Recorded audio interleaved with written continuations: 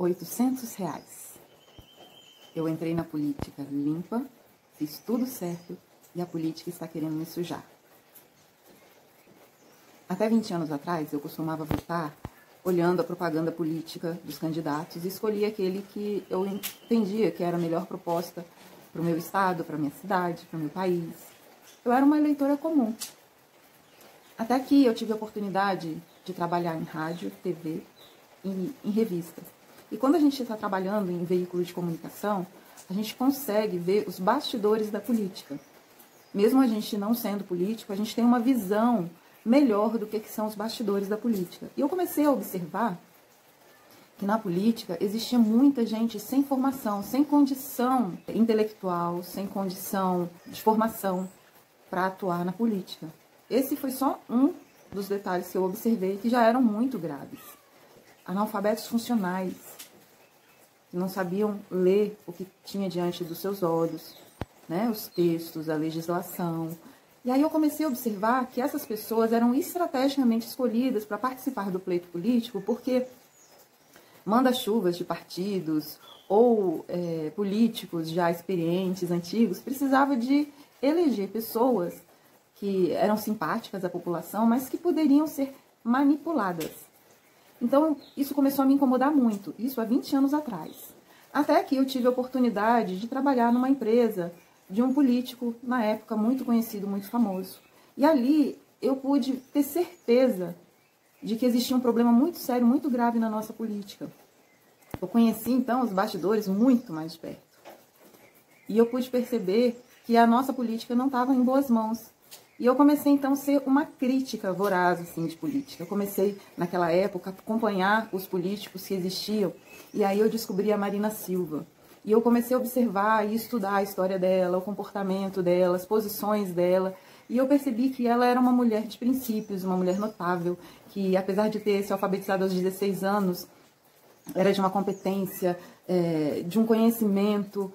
E a moral dessa mulher, o caráter dessa mulher, os princípios dessa mulher me encantaram.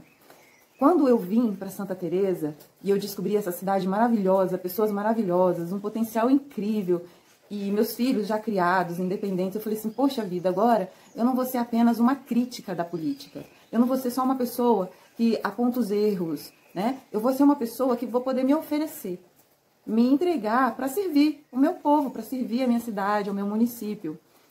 Falei assim, eu vou passar para uma outra fase. Aquela fase de que a gente não só reclama, mas a gente oferece solução, a gente oferece propostas, a gente se oferece. E eu resolvi me oferecer por inteiro. Por inteiro. Eu sou uma pessoa de uma família muito correta. A empresa onde eu trabalho, a gente precisa ser muito correto em tudo que a gente faz, em tudo que a gente oferece para o nosso cliente. Compliance é o nosso alimento do dia a dia no nosso trabalho.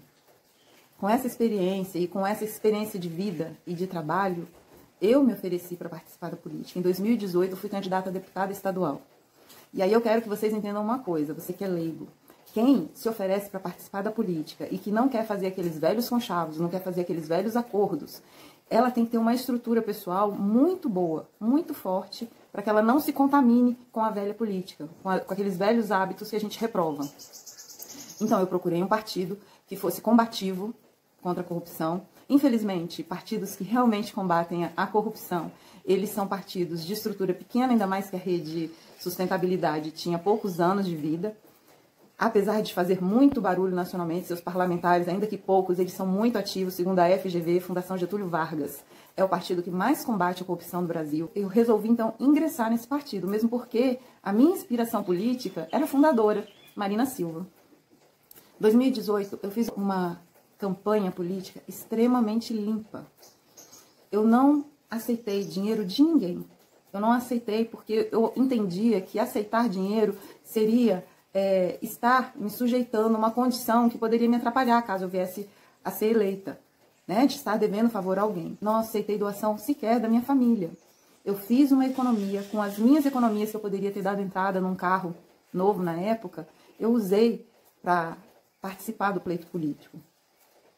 Eu recebi doação ou aceitei apoio de pessoas muito íntimas, que eu conheci o caráter e que eu sabia que não me cobrariam nada depois. Eu aceitei serviço, trabalho, pessoas que me apoiaram com o seu trabalho. Aceitei na ocasião, ou melhor, recebi na ocasião, R$800 do Fundo da Mulher. É um dinheiro que o governo federal repassou para as mulheres candidatas naquele pleito. R$800. Isso não era nada perto de tudo que eu estava gastando do meu próprio dinheiro, das minhas próprias economias. Eu conversei com meus filhos, conversei com meu marido, falei assim, olha, eu não vou poder fazer despesas da casa, eu não vou poder dar presentes, porque eu quero fazer isso pela minha cidade. Então, eu usei das minhas economias muito mais do que R$800. R$800 não era nada. Para vocês terem uma ideia, nós somos obrigados a contratar contador e advogado. Você não tem autonomia, como no imposto de renda, de fazer a sua própria prestação de conta. Você tem que pagar um profissional. E aí é que começa o problema. Por quê? Eu não tinha experiência em política, o meu partido nos orientou, nos sugeriu que contratássemos um contador e um advogado, porque eles precisam entender daquele assunto, serem especialistas em política. Então, eu fiz conforme a orientação do partido, contratei esses 2 profissionais. Fizemos toda a prestação de conta. Meu marido estava na ocasião se aposentando, então eu pedi para que ele me assessorasse, me ajudasse administrativamente com as contas da campanha. E ele fez o levantamento de toda a documentação, de todas as notas fiscais, de todos os comprovantes, não faltou nada, nós apresentamos tudo ao contador. Como nós somos profissionais da burocracia, porque o bancário trabalha muito com burocracia, nós simplesmente entregamos esses documentos, como era a nossa obrigação ao contador, e ele nos falou, está tudo certo, está tudo ok, fechou. Foi até o termo que ele usou, fechou, está tudo certo. E a gente voltou logo depois do dia da eleição, nós voltamos para a nossa rotina. Meu marido correndo atrás da aposentadoria dele, eu voltei para o meu trabalho. E a gente então foi voltando à rotina, mas assim, num estresse, numa rotina muito pior do que antes da eleição, porque aquele período eleitoral, a gente ficou totalmente ausente das nossas atividades pessoais. A gente não resolvia nossas pendências pessoais. Então, voltar ao trabalho e ter que voltar a resolver as coisas pessoais, nós simplesmente demos aquela respirada e voltamos para a nossa rotina, confiando de que estava tudo certo com o contador e tudo certo com o advogado que nos representava. A gente entrava na internet para poder consultar se estava tudo certo com a minha prestação de contas, e as certidões negativas, elas apareciam lá, que não havia nenhum problema de quitação, nenhuma pendência, nenhuma dívida no meu CPF e no meu CNPJ da campanha. Já quando a gente tentava tirar a quitação eleitoral, o sistema do TRE voltava com a seguinte informação: os dados não conferem. Como se eu estivesse entrando com algum dado errado do meu pai, da minha mãe, minha data de nascimento, meu CPF. Nós tentamos todas as variáveis. Eu peguei os dados do próprio TRE, o nome da minha mãe, como estava escrito, o nome do meu pai, porque como nossos nomes têm acento, tem apóstrofe, a gente teve que saber exatamente como estava escrito lá para poder entrar com os dados. Entrei com os dados novamente e continuou voltando a mesma informação no sistema do TRE. Seus dados não conferem. Até que, se passado bastante tempo, eu tive a oportunidade de ir no cartório eleitoral. A jovem que me atendeu, ela tentou de toda sorte verificar se estava tudo ok com o meu título de eleitor, com a minha quitação eleitoral. Ela não conseguiu ver. Ela até me justificou assim, é porque o programa está sendo atualizado, muito provavelmente é por causa disso que a gente não está conseguindo ver. Logo depois, o chefe do cartório eleitoral trouxe informação para mim, de que eu não estaria quite com a justiça eleitoral. Eu até, muito assim, inocentemente, eu sorri para ele, falei assim, não, impossível. Eu entreguei tudo, o contador falou que estava tudo certo. Impossível não estar quite com a justiça eleitoral. Aí ele falou assim, não, você aqui está constando que não. Eu falei assim, o que eu posso fazer para resolver? Ele falou assim, você não pode fazer nada, você tem que contratar um advogado. Eu falei assim, eu não posso fazer nada? Ele falou assim, não, você não pode fazer nada, você tem que contratar um advogado. Como a gente mora aqui no interior, né, eu moro num sítio, e eu tinha minha rotina de trabalho, eu pedi socorro ao partido. Falei assim, olha, tem algum problema na minha quitação eleitoral. Aí, nesse período, o que o partido fez? Olha, trocou o meu advogado, passou a procuração para uma outra advogada, e foi pedir para ela resolver o problema. A informação que essa advogada me dava, e que o partido me dava, era o seguinte: olha, você vai ter que pagar uma multa, porque ficou faltando prestar conta de R$800, aqueles R$800 do Fundo da Mulher. Eu falei assim, como assim? Nós entregamos toda a documentação, todos os boletos, porque aquele valor eu acabei usando para impulsionamento no Facebook. E nós tínhamos todas as notas fiscais, entregamos tudo para o contador. Eu falei assim, como assim eu vou ter que pagar? Não, você vai ter que pagar, porque não foi prestado conta. Aí eu fui e entrei em contato com o contador. Falei assim, e aí, o que aconteceu? Como é que estava a minha prestação de conta? Ele falou assim, eu realmente entreguei com atraso, mas eu entreguei. Se houve algum problema, foi o advogado que perdeu a diligência. Eu falei assim, como assim um advogado perdeu a diligência? Ele falou assim, eu entreguei suas contas com atraso, mas entreguei tudo. E o advogado perdeu a diligência. Eu fui ao advogado para saber. Aí, eu já comecei a consultar outros profissionais para poder saber entender o que estava acontecendo. Eles falaram assim, não, ele recebeu várias intimações, mas ele não respondeu a nenhuma intimação. Agora, você que está aí do outro lado, você presta atenção numa coisa. Eu que sou a maior interessada, não recebi informação nenhuma. Eu fui obrigada pela Justiça Eleitoral a contratar um contador para prestar minhas contas. Esse contador tinha fé pública, tinha experiência em prestação de conta política, eleitoral. Que culpa tenho eu se eu fui obrigada a contratar um contador, contratei um contador e ele simplesmente não fez aquilo que estava no contrato, fazer a prestação de conta? Fui obrigada a passar a procuração para um advogado. Que culpa tenho eu se o advogado, que tem fé pública, que foi habilitado pelo governo, pela justiça, a trabalhar como advogado, não atendeu as intimações, sequer me comunicou que essas intimações estavam acontecendo? Como que eu poderia saber? Se eu entrava no sistema do TRE, as certidões que eu conseguia tirar, todas diziam que estava tudo ok com a minha prestação de conta. A quitação eleitoral, se eu for entrar lá hoje, como eu entrei antes de fazer esse vídeo, continua com a mesma informação. Os dados não conferem, sendo que os dados estão exatamente iguais no meu cadastro do TRE. Como que eu poderia saber? Eu quero propor uma parábola para vocês. Imagine que você está doente e o governo fala assim para você, olha, você não pode tomar medicamento sozinha, você não pode se automedicar, você tem que procurar um médico, um hospital autorizado, que tenha fé pública para te atender. E aí eu vou no hospital que eu tenho condição de pagar, no médico que eu tenho condição de pagar e que eu posso, né, ser atendida. E esse médico, esse hospital, começam a me dar um tratamento. Só que eu, em vez de melhorar, eu vou ficando mais doente. Imagine vocês que eu tomo um remédio, aí eles falam assim, não, esse remédio não é bom, eles trocam para outro remédio. E aí, no final das contas, eu, em vez de melhorar, eu só vou piorando. Aí, quando eu descubro o que está acontecendo, que eu vou em um outro médico, que eu descubro o que de fato está acontecendo, eu descubro que esses médicos estavam aplicando o medicamento errado, estavam me dando a medicação errada. E eu estou agora entre a vida e a morte. Aí eu vou e peço socorro à justiça. Por favor, me ajudem, porque eu estou entre a vida e a morte. Aí a justiça vai, olha tudo o que está acontecendo e fala assim, tá tudo errado, você tomou o medicamento errado, a culpa é sua, você tomou o medicamento errado. Eu falei assim, não, por favor, misericórdia, eu não tomei o medicamento errado, eu fiz tudo o que vocês me pediram, fui rigorosamente detalhista para fazer tudo certo, para não depender de ninguém, não fazer nada errado. Não, sinto muito, mas você tomou o medicamento errado. Eu falei assim, vocês não me deixaram eu automedicar?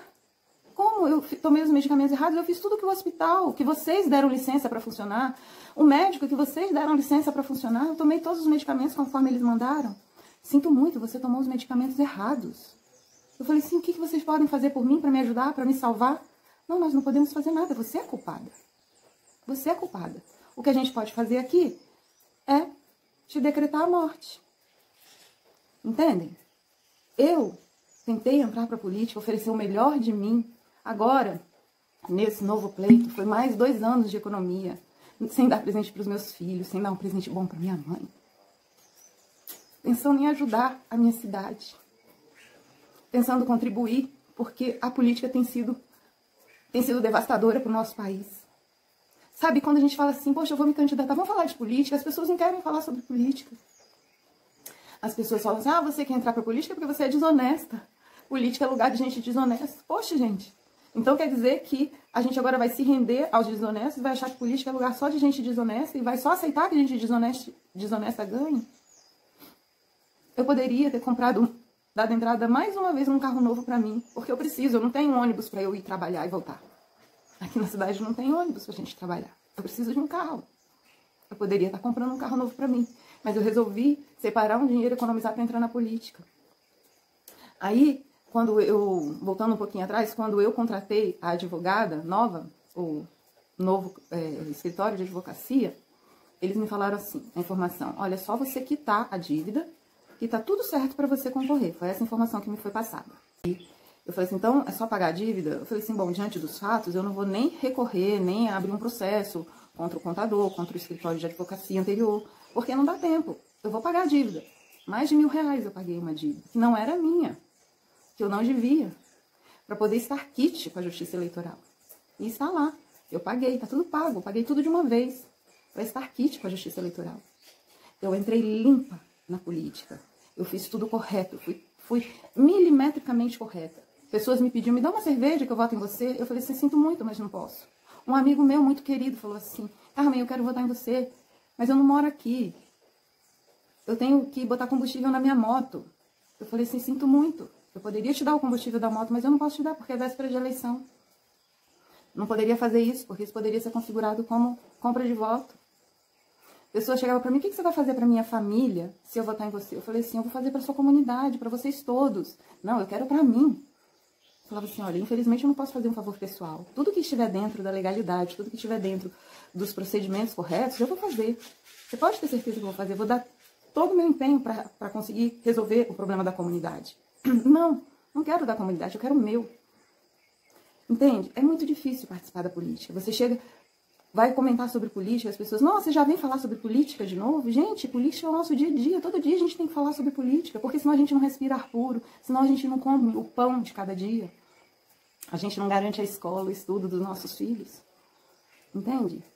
Política, infelizmente, é o ar que respiramos. A gente precisa falar sobre política, a gente precisa escolher os nossos candidatos. Eu sinto muito, porque o sistema eleitoral, ele privilegia quem tem muito dinheiro e quem tem experiência na política. E nem sempre quem tem experiência na política é a pessoa mais honesta. E nem sempre quem é endinheirado tem as melhores intenções. Eu sou uma pessoa comum. Eu gastei dos meus próprios recursos muito dinheiro para me oferecer, para servir a minha comunidade. E o sistema, da forma como ele só me prejudicou. Ele só foi ruim para mim. Infelizmente. Mas eu continuo lutando. E vou lutar até o fim, porque quando eu faço um compromisso, eu não volto atrás. Eu faço tudo para não fazer um compromisso. Mas quando eu faço compromisso, eu vou até minha última gota de força, de sangue, de resistência. Porque eu fiz um compromisso. E palavra dada na minha família é palavra cumprida.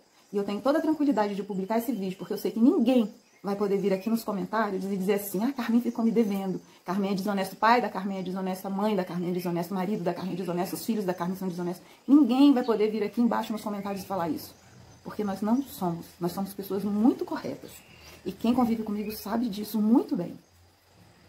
Mas, infelizmente, a gente tenta entrar para a política, honestamente, e a política tenta sujar a gente. Porque o sistema não funciona para nos ajudar.